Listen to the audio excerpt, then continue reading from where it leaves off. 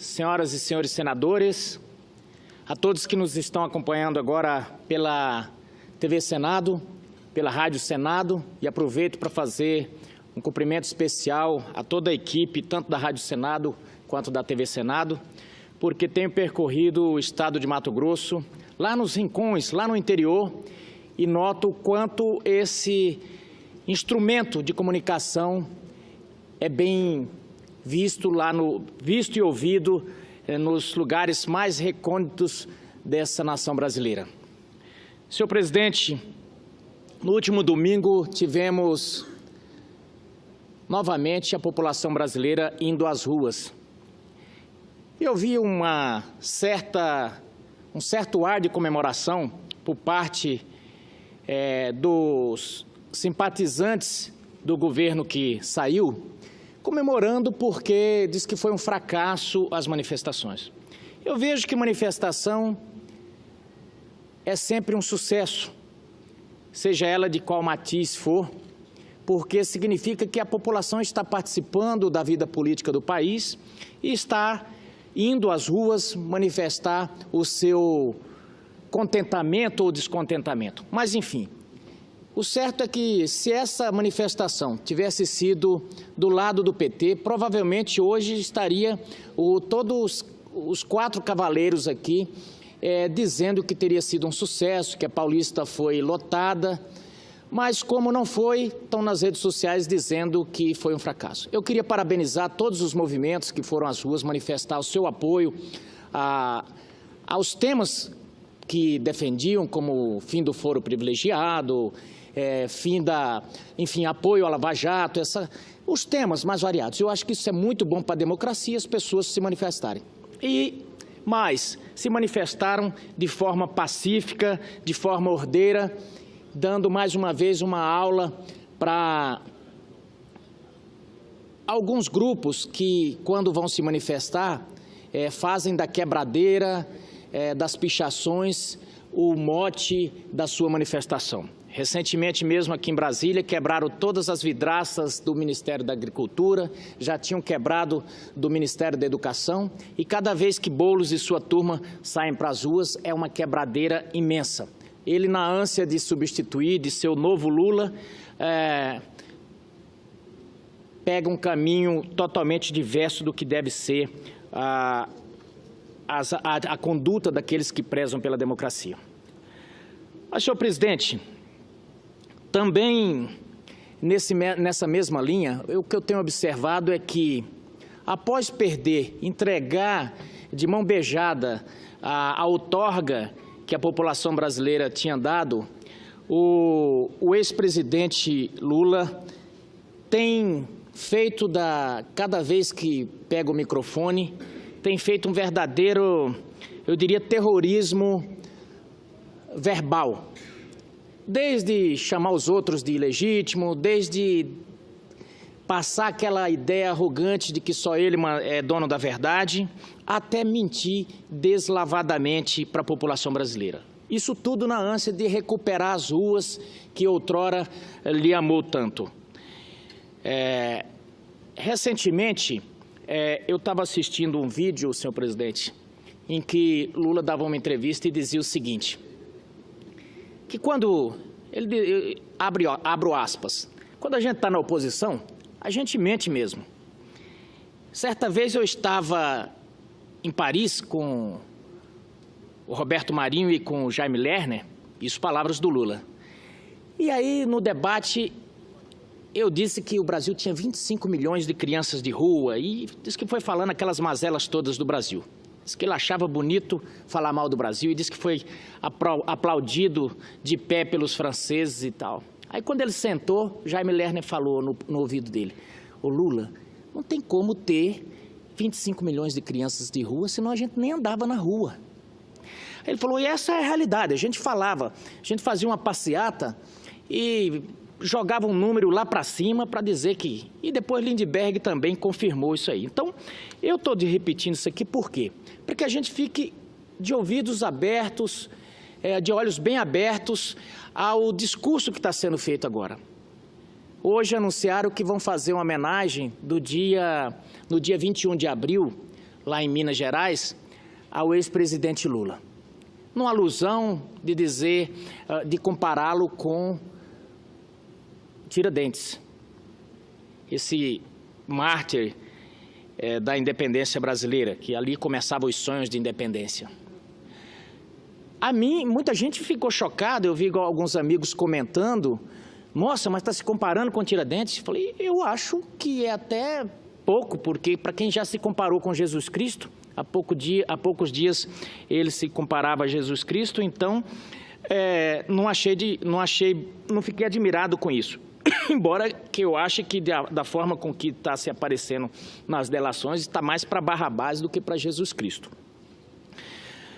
Mas nessa linha de contar mentira é que me preocupa, porque de repente as pessoas falam, não, Lula mente mesmo, faz aquela galhofada e as pessoas até gostam, mas a preocupação, minha gente, é que essas mentiras vão ficando e dificilmente num pleito eleitoral a verdade consegue vencer a mentirada. Eu cito, por exemplo, quando foi lançado o Plano Real, e eu creio que aqui nenhum brasileiro há de contestar que o Plano Real foi um sucesso, eu me lembro que o Lula dizia, isso é um programa eleitoreiro. E praticamente quase todo o PT foi contra o Plano Real. Como o Plano Real foi um sucesso total, ele se apoderou do plano e passou a demonizar o seu mentor. Fernando Henrique foi demonizado por essa gente que parecia que era mais fácil defender Mefistófeles do que Fernando Henrique. E aí está a falha do PSDB, que parece que passou a ter vergonha do seu líder. E foi aí que Lula deitou e rolou. Mas nessa linha da mentirada é que eu digo, se apoderaram de quase todos os programas que existiam nesse país e remodelaram e fizeram como se fosse do Partido dos Trabalhadores. Eu me lembro que numa das eleições, o PT demonizou de forma muito forte as privatizações. Mas depois, sem dinheiro, precisava fazer privatizações, e aí começou a fazer privatização envergonhada. Que jeito era essa privatização? Era um modelo híbrido pegava um pouco da iniciativa privada, concedia e a outra parte era de responsabilidade do governo.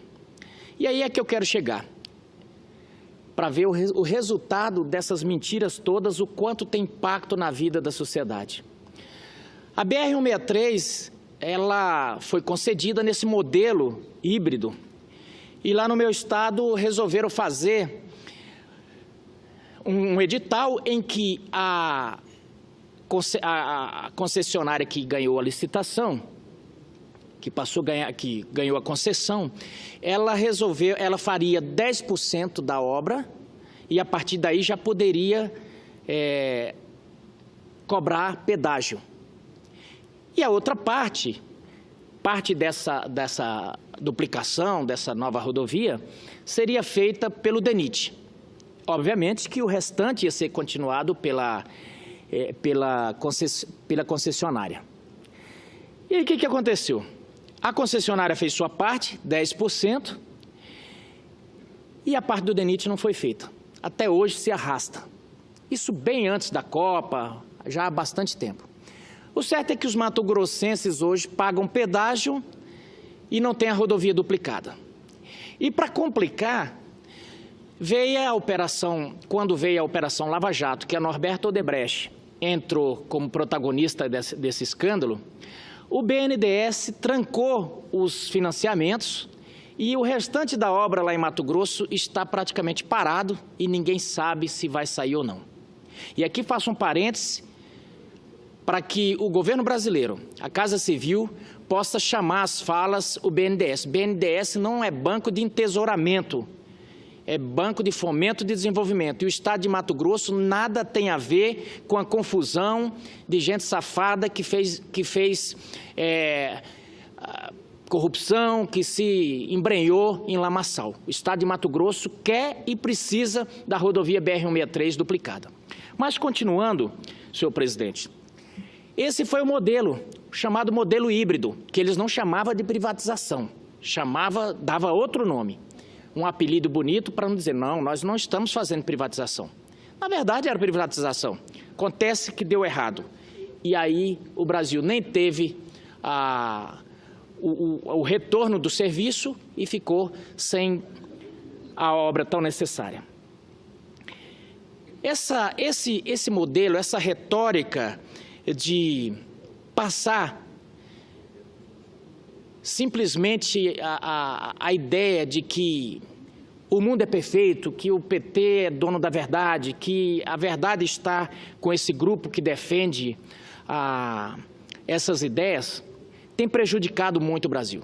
Tem prejudicado até nas relações onde tentam dividir homem contra mulher, branco contra não branco, índio contra não índio. É a divisão do nós e eles para poder dividir para governar. Isso tem causado um tremendo risco à democracia brasileira. E por que eu digo isso? Digo sem medo de errar. Porque, na verdade, não se sustenta na realidade, na verdade, e vai causando uma divisão, um ódio, a ponto das pessoas não aguentarem mais. Porque, para quem está nos ouvindo, eu vou dizer um pouco do roteiro como é isso. Quando sobe um parlamentar aqui que defende essas ideias, ele faz uma cara de indignado e fala com toda a força dos pulmões. Na verdade, é tudo fake. Para dizer que está indignado, que a pobreza, que os pobres estão sendo arrebentados, que a classe trabalhadora está sendo seus direitos precarizados. Tudo fake, minha gente. Tudo fake, sabe por quê? Tudo falsidade, fingimento, dissimulação. Sabe por quê? Porque passaram 13 anos. Passaram 13 anos e você não via essa preocupação. Eu fui sindicalista na época que essa turma estava aí.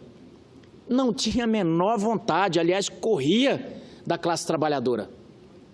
Quando, de repente, se viram com o bote dando água, correram atrás dos movimentos sociais, correram atrás de Sem Terra novamente. Sem Terra vivia de bolsa dada pela Conab na época desse povo. Não demarcaram um palmo de terra. No apagar das luzes, fizeram ali do Palácio do Planalto como se fosse uma sede sindical, encheram de panfleto, encheram de sem terra, porque era o que lhes restava. E agora pousam aqui de defensores da Previdência, de defensores da CLT. Lembrem-se que até poucos dias o presidente Lula falava de forma inflamada. Ele dizia da seguinte forma: é bem verdade que a população brasileira está vivendo mais. A população brasileira está vivendo mais. E se tem mais gente para receber e tem menos gente para pagar, temos que fazer uma reforma. Ele fazia isso para justificar que era preciso uma reforma. E fez uma reforma. A presidente Dilma, até poucos dias, defendia com seus ministros a reforma da Previdência. E agora, aos quatro cantos, vociferam. Sai pedigoto para dizer que são contra a reforma. Não estou aqui defendendo a reforma. Eu não sei nem que tipo de reforma vai chegar aqui.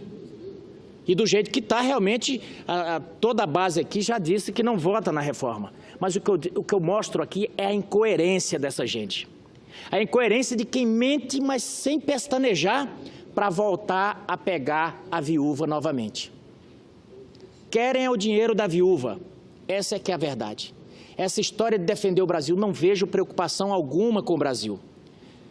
Porque, veja bem, teve uma das campanhas que ganharam em cima da Petrobras, dizendo que se o PSDB ganhasse, iria acabar com a Petrobras. Pois bem, eles ganharam. O que fizeram com a Petrobras? Todo mundo sabe o que fizeram com a Petrobras. Então, é uma mentira atrás da outra. E eu faço esse levantamento aqui para que os brasileiros abram o olho, porque dissimulação, coitadismo e mentira é a marca dessa gente que quer voltar ao poder. Vocês vejam bem, eles pediram o impeachment de todo mundo que passou. Quando foi pedido o impeachment do governo do PT, o que eles falaram? É golpe. Então, impeachment contra o PT era golpe. E aí começaram a dizer, tiraram uma presidente honesta que não cometeu crime algum. Nada pesa contra a presidente Dilma. A presidente Dilma não foi delatada, a presidente Dilma não tem nada de investigação aberta contra ela. Isso é o mantra que espalham no mundo inteiro, enxovalhando a imagem do Brasil. Acontece que não é verdade. O Marcelo Odebrecht veio e disse: tanto Lula quanto Dilma sabiam de tudo. Tanto Lula quanto Dilma sabiam das quantias que eram repassadas a seu João Santana e a sua esposa. Sabiam de tudo. Está lá nas delações. Mas ela continua pousando como impoluta. E podíamos falar, Medeiros, ela já foi cassada. Temos que falar isso aqui para relembrar. Não é essa história. Competente, mãe de toda honestidade e mãe de toda seriedade. Na verdade, nós tivemos uma presidente que foi cassada porque cometeu erros, e erros graves. Esse erro de maquiar balanço, gente, já derrubou grandes empresas, e eu tenho citado sempre aqui a Enel, que maquiava seus balanços para dar ganhos aos acionistas. E ainda tinha um slogan assim: pergunte por quê. Quando perguntaram, descobriram. Foi a mesma coisa quando perguntaram por que o governo da presidente sempre dava superávit. É porque maquiava os balanços. E isso é crime. E foi por isso que a presidente foi cassada. Então não existe essa de coitadismo, que se ajuntou um monte de gente e que resolveram caçar. Eu vi durante o impeachment alguém dizer: olha, se juntaram o FBI e a esquerda, a direita reacionária para caçar a presidente. Primeiro que o FBI só cuida de interesses internos, de questões internas norte-americanas. Mas o certo é que eles falam qualquer coisa para tentar confundir a população brasileira. Eu queria dizer a toda a população brasileira que, nesse momento, o que nós precisamos fazer é nos unir. Nos unir para defender o Brasil, para defender esse país que está arrebentado, que está alquebrantado por esse vírus que contraiu e que passou aí incubado durante 13 anos. Nós precisamos reconstruir, principalmente as bases do emprego. E aqui eu vejo o tempo inteiro eles contra a reforma, de fazer reforma, dizendo que os trabalhadores vão perder. Gente, o direito mais sagrado do trabalhador é o emprego. O direito mais sagrado é ele poder levantar todo dia e voltar à tarde e no final do mês ter o seu dinheiro e viver com dignidade. Mas essas pessoas têm um raciocínio de que o Estado tem que ser pai de todos, que tem que pagar a todos. Acontece que não tem essa história de almoço grátis. Se você está comendo um almoço e não está pagando, alguém está pagando. Eles louvam os programas sociais. Bacana ter programas sociais. Mas, gente, precisa ter uma entrada aos programas sociais. As pessoas têm que ter uma entrada, mas é mais importante que ter uma saída. Que as pessoas possam ter acesso à educação, ao seu trabalho para viver com dignidade. Como dizia Luiz Gonzaga, a esmola ou vicia ou humilha o cidadão. E tudo que nós não precisamos é de uma nação viciada ou humilhada. E, senhor presidente, já marchando para o final, eu quero deixar aqui a todos os brasileiros a mensagem de que o Brasil teve uma boa notícia esse final de semana. Já vários mercados internacionais voltaram a comprar a carne brasileira, voltaram a ter confiança no mercado brasileiro. E aqui fica um exemplo para todos, fica uma lição para a Polícia Federal, para todos nós, que precisamos, acima de tudo, desfazer esse feitiço que foi feito por Lula e sua trupe, de colocar todos os ovos numa cesta só. Acabaram, através da sua política de capitalismo do Estado, colocando todo o setor produtivo de carne brasileira na mão de JBS e de 2 ou 3. O que aconteceu? Deu um probleminha lá no frigorífico, contaminou toda a nossa base, quase que o boi vai para o mato com a corda e tudo. E é nesse momento, a gente acaba de receber essa notícia alvissareira de que a China e outros países já estão voltando a comprar carne brasileira. Quero parabenizar aqui o presidente Michel Temer e parabenizar a equipe do MAPA, na pessoa do ministro Blairo Maggi, que agiu rápido e de forma competente mostrou transparência nesse problema todo que tivemos. Eu não tenho dúvida que Mato Grosso tem orgulho do seu ministro e já estamos aí até colocando o nome dele lá, senador Thierry, como um possível presidenciável, viu? Eu notei que também já tem outros aí que estão incomodados, até começaram a atacá-lo já, mas fica de parabéns o ministro Blairo Maggi. Um abraço.